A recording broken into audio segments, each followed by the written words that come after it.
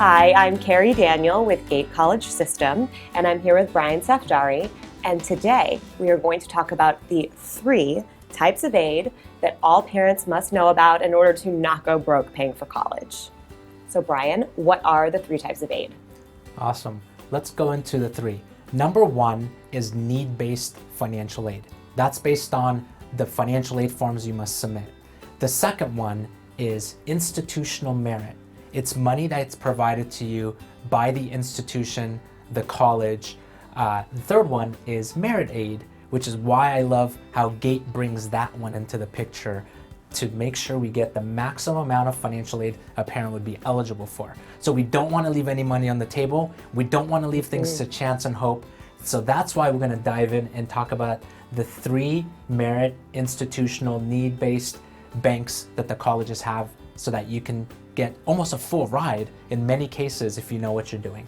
So let's do it. Let's start with need-based aid. How about that? Awesome. Need-based aid is FAFSA, CSS profile, institutional forms, and all those forms that you submit, that would qualify you for need-based financial aid. Under the need-based category, you have federal aid such as the Pell Grant, you have the Cal Grant if you're in California, or if you're in other states, you have state grants that are based off need-based. Then the college itself also can provide you with need-based financial aid. So a little bonus I can give you here, you want to find out from the school how much need-based financial aid they provide, what types of students last year received it. By knowing this data, you can actually know in advance before you submit the financial aid forms, roughly how much need-based grants you can receive. So need-based is a huge one that there's a lot of control that we can do in order to qualify.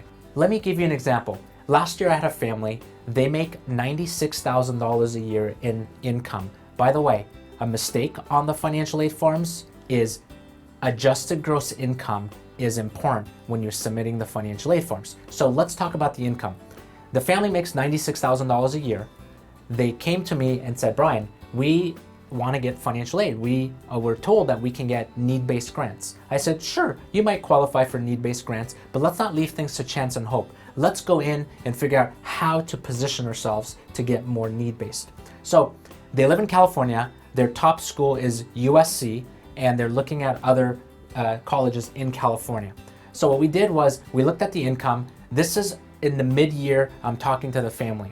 And the dad and the mom says, we usually make about $96,000 a year. I said, okay, we have a problem. And they said, what's the problem, Brian? I said, our income is about $2,000 to $3,000 above the income ceiling to qualify for Cal Grant. And if they did not come to me earlier, or if they did not know the strategy that I'm about to share with you, they would have lost a lot of money. So here's a tip for you guys. You want to make sure you know the income ceilings to qualify for need-based grants. So what we did was we looked at the income ceiling for Cal Grant.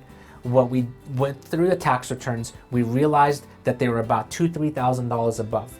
The dad owns his own business. So what we did was the dad took on a few additional expenses in his business that he usually does not do. And he's been always wanting to take that extra investment in his business. So he spent $2,000 to $3,000 in his business, brought his income lower to the income ceiling for Cal Grant, and that at USC provided him over $12,000 in need-based grant. So that's an example of how to take control to qualify for need-based grants. Okay, got it. Tell us a little bit about institutional aid. Let's do it. Institutional aid is another big bank in the college. This is the area that a lot of parents and students don't know about, because most of the time you hear about FAFSA, you hear about the stuff that you have to fill out a financial aid form, you hear about federal aid and state aid, but there's a lot of parents who make over $100,000, $150,000 a year, and they don't think they're going to get grants from financial aid.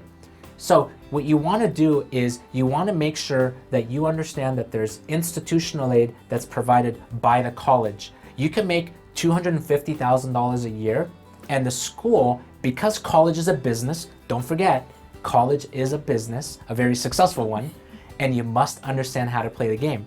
So you want to make sure that even if you're really high income, the colleges want you.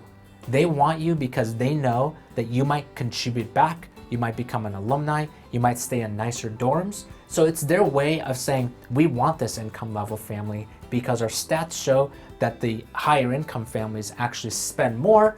When they spend more, that means more profit to the school. So they have no problem giving you a discount. So you want to make sure that you always fill out all the different financial aid forms, especially if you're applying to like USC and the private schools that require the CSS profile.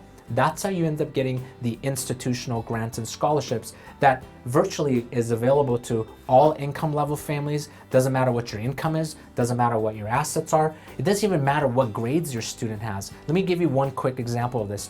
A student, her name's Natalie, she applied to Pepperdine, which was her #1 school, and she had a 3.3 GPA.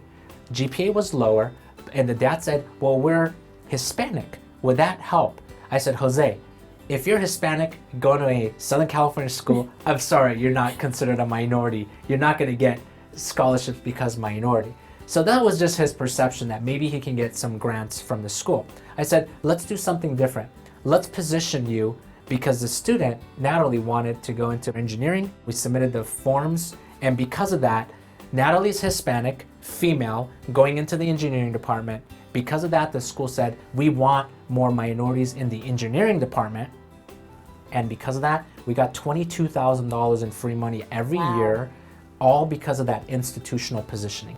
So we positioned her in the engineering department, and for that reason, she's considered female, Hispanic, and engineer, and we were able to get $22,000 in institutional scholarships from the university. Do you have any more advice regarding institutional aid? Yes, contact the financial aid office, do your research on their website, and look at how much money they provide. Schools also, if you probe deeper and ask the right questions, it's all about asking the right questions. If you know how to ask the right questions, it can provide you so much good information to almost pay nothing to go to college in some of these cases. So one of the questions you want to ask for institutional aid is, what percentage of students received institutional scholarships from your university? And then you want to probe deeper by saying, what do I need to do as a student or a family to qualify for any of the scholarships that are available by the school? By asking these questions, you can actually capture a lot of good information that can provide you with the resources you need to send your child and basically not go broke. And that's what we want to do. Fantastic. Let's talk a little bit about Merit Aid. I love Merit Aid, and that's where GATE comes in, because Merit Aid is that third piece. It's like a chair. Think about a chair. If you have a chair and you have one leg on a chair, that chair is going to be wobbly. So if you have 3 legs to a chair, you're more sturdy. We can sit still. We're not going to fall off. The analogy I'm using is you want to think about it as maximizing need, merit, and institutional aid. On the Merit Aid, it's a big angle to position the student to get more grants and scholarships. I'll give you an example. We had a student that had a 1050 on the SAT scores between the critical reading and the math. And that's where GATE is the best at this part, is positioning students and parents in advance so that you can increase those scores. By increasing those scores, it means increasing a lot of money.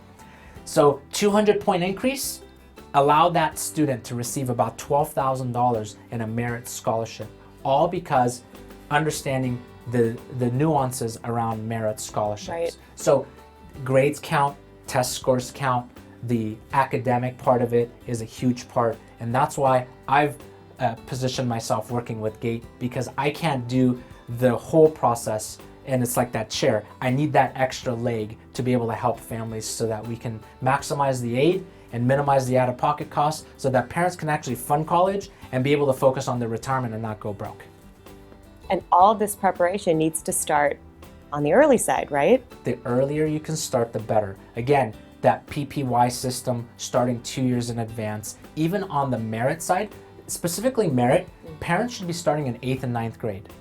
If you're not starting in 8th and 9th grade, you're missing the boat, because there are things you can do so that you can increase your GPA and your test scores, because it takes time to increase those. So when you work with GATE and when you work with professionals in that area, you can actually increase your grades cumulatively so that by the senior year, you have the highest GPA you can potentially get.